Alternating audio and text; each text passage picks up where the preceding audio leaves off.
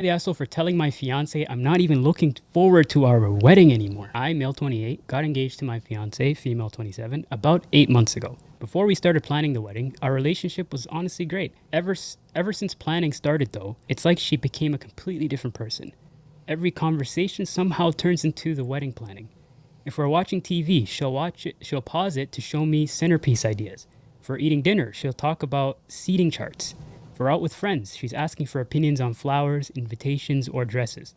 I get that weddings are a big deal, but I genuinely feel like I haven't had a normal conversation with my fiance in months. It honestly feels less like I'm dating my fiance and more like I'm working with a project manager whose only topic is about this wedding. The biggest issue has always been one specific venue. She's been obsessed with it from the beginning.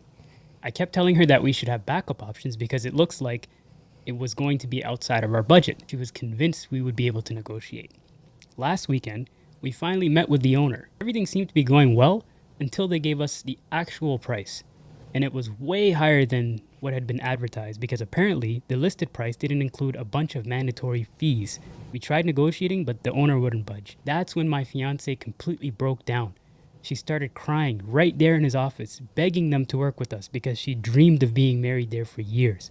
The owner looked uncomfortable and still said no. I honestly have never been more embarrassed in my life. The entire drive back, she kept crying about how our wedding was ruined. Eventually, I snapped and I couldn't take it anymore. I told her I hate the person that she's become since we started planning this wedding. I said every conversation revolves around one day she's been impossible to talk to for months about.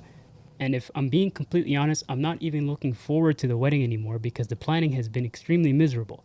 She didn't say another word for the rest of the ride. Later that night, she told me that I completely crushed her and made her feel like she was handling this all by herself. I apologize for saying what I did, but I also can't pretend those feelings came out of nowhere. So, am I the asshole?